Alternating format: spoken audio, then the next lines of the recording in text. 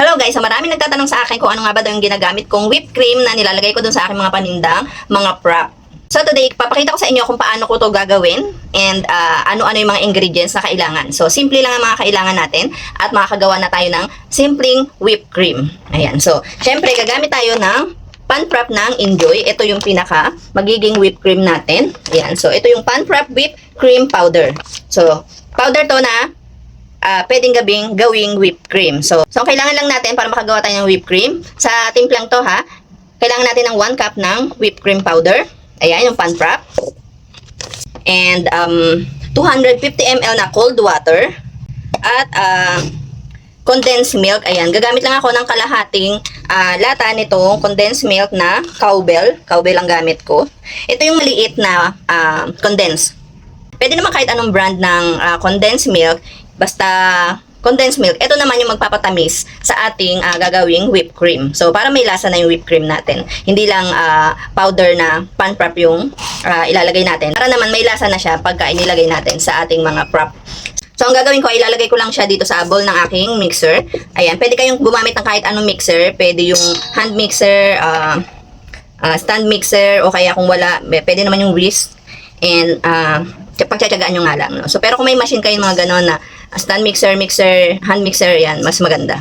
Para mas maganda yung consistency na magawa nating whipped cream. So, lalagay lang natin tong 1 cup ng pan prop powder. Wait lang, harap ko na lang.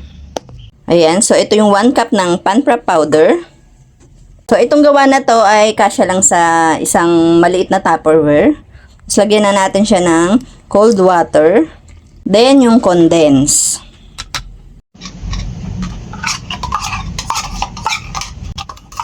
Lahati lang yung nilalagay ko para hindi naman sobrang tamis. Kasi pag tayo gumawa na ng mga timplang juice, matamis na yun and ayaw natin mag sobrang tamis yung mga tinitimpla natin. So, nailagay na natin yung condense at atin naman itong ipapaikot.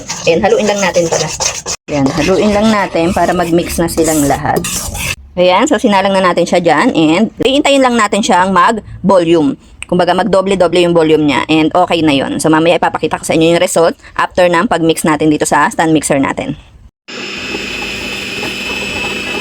So, ito ay pinaikot ko sa high speed at 6 minutes. After nga nun ay ito na yung resulta. So, maganda yung nagawa nating whipped cream dahil ito ay stable. Hindi siya basta-basta natutunaw or nalalaglag, nakakalas ganon. Basta stable siya. So, maganda talaga yung pan prop whipped cream powder ng Enjoy. Malasa na rin kasi yun, pero pag dinagdagan mo siya ng condense, ay mas malasa pa. So, sinalin ko nga lang siya sa gantong lagayan. Ayan, medyo malalim to and marami-rami na rin to magagawa. Hindi kasi ako nagawa ng sobra-sobra dahil ayoko na i-stack to na matagal sa ref. Ito nga yung ginagamit ko dito sa aking mga prop shake, Milo Dinosaur. So, ang ginagawa ko, nilagay ko siya sa freezer at saka ini-scoop ko siya ng ice cream scoop. Kaya ganyan ang itsura niya. So, yun lang, another business idea.